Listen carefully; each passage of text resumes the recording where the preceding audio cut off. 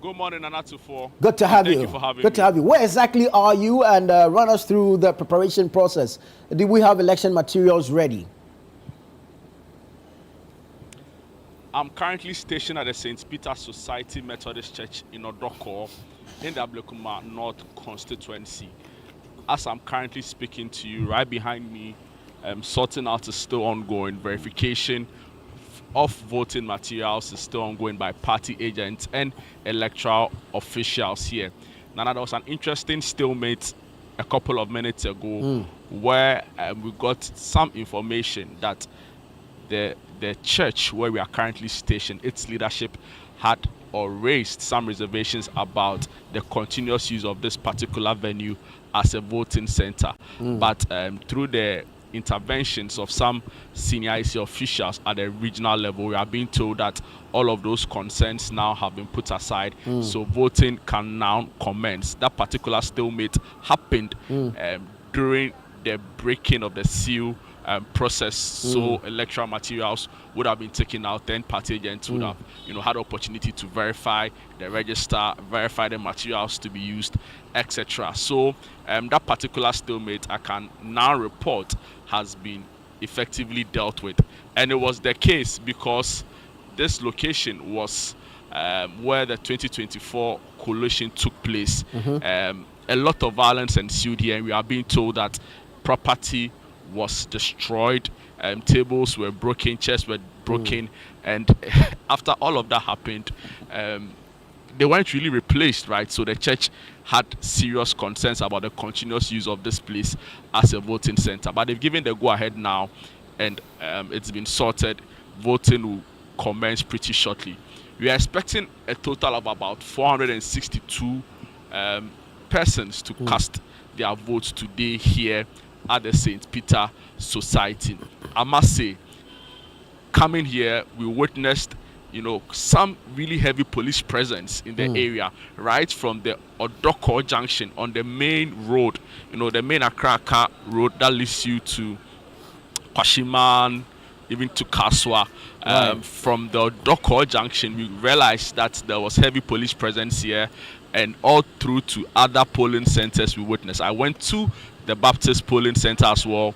We saw significant police presence there as well. But so far, it's been smooth. The process has delayed a little here, but verification is ongoing. Very shortly, I'm sure the voting process will be open. It's interesting because speaking to you right now, I've seen that some voters are already making their way in here. A couple of them have made their way here already. About six of them are already here, hoping to cast their vote this early morning. So cast their ballot this early morning. So it's been pretty smooth here. It's been pretty calm here.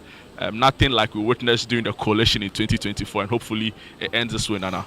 Very well, Jude. Now we know it's a Friday, it's a working day. During your walk through the community, what kind of sentiments did you pick up?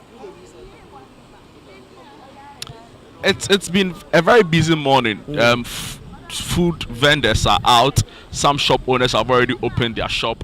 You see school children walking to school. Kind of a busy morning. Very early in the morning at around 5:20 a.m. On my way here, I saw pockets of some party supporters trying to, engage people in groups, right? So it was interesting to note. The MPP, upon reaching close to them, I realized that some of these persons were sympathizers of the MPP. But Nana, that aside, it's been a rather calm morning. Everybody going about their normal business. As I speak to you, the queue for voting seems to be gradually increasing. 462 persons are expected to cast their ballot here. As I speak to you now, close to about 10 people are already in the queue, hoping to be able to, cast their ballot later today. Right. Now, you mentioned some engagements between party sympathizers and some community members. We know that on election day, there's no campaigning. So how did you identify these party sympathizers? Were they clad in any paraphernalia? And that aside, have you seen any major party actors or executives on the ground since you got there? Now, this morning, I've not cited any known or high-ranking party officials from the two leading political parties whose parliamentary candidates are up in contest again. Like I said, when I saw this group earlier dawn, they were not in any party colors, except that a few of them had some signages and some other bands, that indicated that they were sympathizers of the opposition New Patriotic Party. But they were obviously not clad in party colors. They were not having their candidates' pictures all around them. But upon a little engagement with them, they disclosed that they were just mobilizing and trying to remind some of their supporters that the election was taking place later today. Mind you, the party's official stance going into this election was to the fact that they were not going to partake in it, although the candidate and other high-ranking members of the party have obviously now defied that order, and they said that they saw the need to still go on the ground again and try to remind some of their party supporters, in case any of them was under the impression that their party, as things stand now, are still boycotting the election. So, Nana, it's been interesting. Party agents are here, police is here, some observers are also here, and hopefully everything runs out very smoothly here. The very first person has gone through the process or is going through the process of verification and would be the first person to cast her vote later today here at the St. Peter's Society or Doko Methodist Church in the Ablekuma North constituency. Right. Following what happened in the 2024 general elections, all the chaos that characterized Ablekuma North, it is expected, and as you have mentioned, that security will be beefed up in the community. But are you able to give us a description of the security personnel there? How are they geared for the exercise? Do we see armed police officers, or is just uniformed police officers as you would ordinarily find at polling stations during a major election? Yes, so Dana, there are armed policemen here, I must say, but the vast majority or the majority of police officers I've seen here at location today are just in their police uniform, sitting very quietly as things stands now. In the morning, there were different patrol teams that have come here. One of the commanders really also passed through here. About 4 different teams patrolling the constituency have made their way here, but I can count as many as 12 police officers, stationed here right now as I'm speaking to you. So it's been the case. Banana, I've been joined by one of the persons observing. He's an election observer. Right. He's been here as early as 6 a.m. this morning. Great. I was going to go to that. Observe the processes going on. So I want to just engage him briefly on his thoughts around the whole process. Thank you so much for speaking to us. This is ChannelOne TV. You've been here as early as 6 a.m. What has been your impression of the exercise so far? Oh, we thank God. Today is 11th July. We know Ablekuma North have a issue that we didn't expect. So as it come that today 11th we have to come back and vote, we have to wake up early and do that so that by close of the day we will see somebody who replaces it for parliament. Yeah. Did the message go down very well among residents in the area as to the fact that today was going to be, a voting day again for the parliamentary election? Oh yes. We NDC, we go rounds and do a lot, talk to them, campaign a lot. So we are sure everybody is aware. So they'll come out and vote.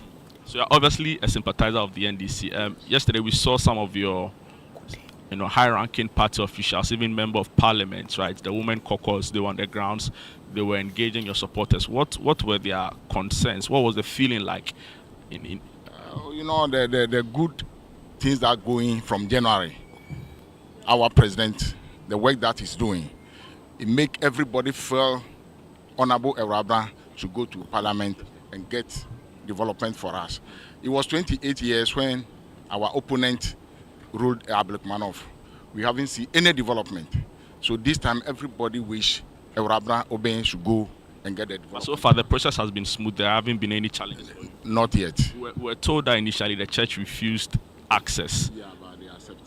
What went into the deliberations to get the venue to be used as a voting center again? You know, the election December, here was College Center. So there was a confusion started from here, I think around 7, 8 o'clock. So they were annoyed, but they didn't tell us anything. So we came this morning before they are saying this. So we talked to the administrators, so they accept it. Yeah. All right, thank you so much for the time. Thank you, sir. All right, so Nana, you just heard that one of the observers, he's a sympathizer of the NDC.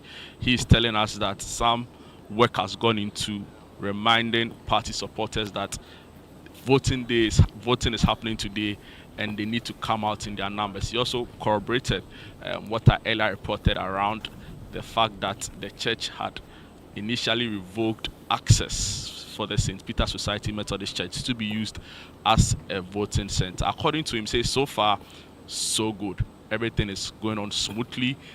As a party, they are satisfied. He tells me that his counterparts or his colleagues in the MPP are also satisfied about the voting process so far. He has also visited some other areas. I'm wondering how he's able to speak for his counterparts on the other side. Calm. he mentioned to me just before we came on air that so far there hadn't been any issues. I asked him in my interview, he corroborated that as well, except that he wouldn't want to speak for the MPP. But the MPP party agents themselves are here. They've gone through the verification process and everything seems to be in place. Everything seems smooth. Some police officers are on the building, monitoring the situation. Hopefully nothing untoward happens here. Right, very well. Now, aside the two main parties contesting the election, there are also other interested parties, other groupings, including CSOs, election observers, and the likes. Have you been able to identify any such groups or individuals representing any of these groups? Now, during the process where the EC or the EC's presiding officer called all stakeholders to witness the process where the seals were broken on election materials, we witnessed that some persons who described themselves as election observers were here. They didn't mention which organization they belonged to, but I think one of them had the necessary identification to prove that indeed he was an election observer. So quite a number of them are here. I'm unable to, as at now, exactly state which of the organizations they are observing on behalf of, but I can tell you that indeed there are some election observers here who are monitoring the process and are following events unfolding here very keenly. Right. So the process is ongoing. The unsealing done. A few of the voters haven't gone through the process already. Now, I want to take you back a bit because ordinarily on election day, you find the queues starting even at dawn. Some people using stones as symbols for their presence and all that. Did we witness any such a thing? And I'm asking this so you're able to speak to the enthusiasm regarding this particular rerun. It's interesting, and you mentioned stones, and there are a lot of them here, but I didn't see any of them in the queue. Right. Maybe because if you look at the numbers expected, here today, in total, about 462 persons are expected to vote at this particular polling center. The total in the constituency, just in excess of about 6,000. So it doesn't give the impression that there will be a lot of pressure, at these polling centers. So we didn't see that.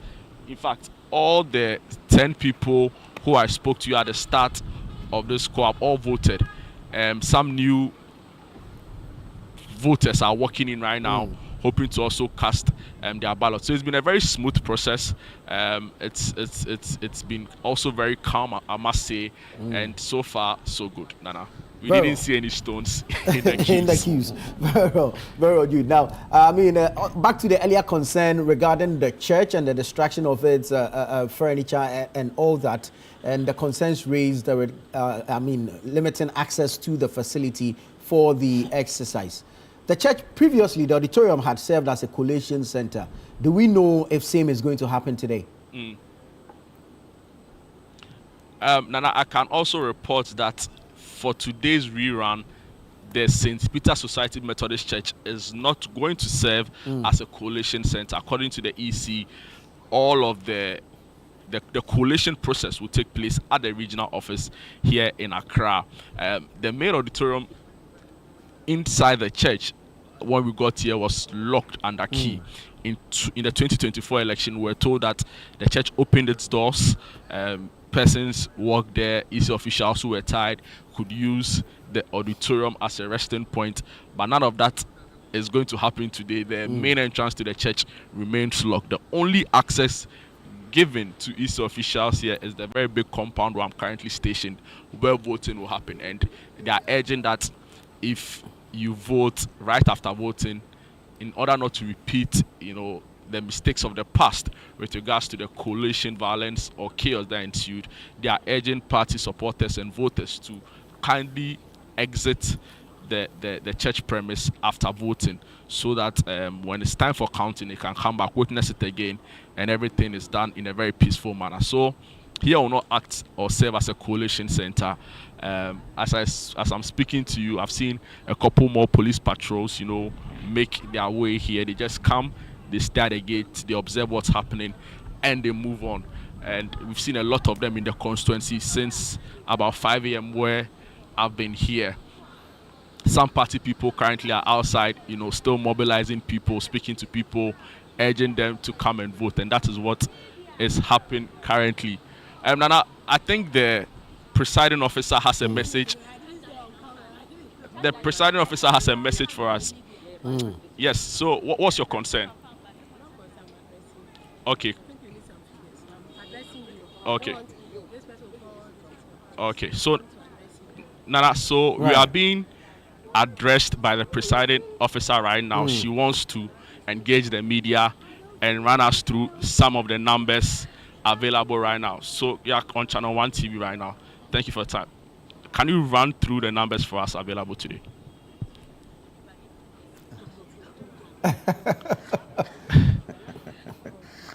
Okay. Methodist Church, Odoko, 1.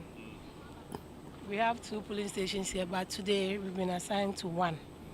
And the code for that polling station is C161012A. C161012A. And here we have 464 registered voters. 464 registered voters. And we're given 475 ballot papers. So that's all. Thank you.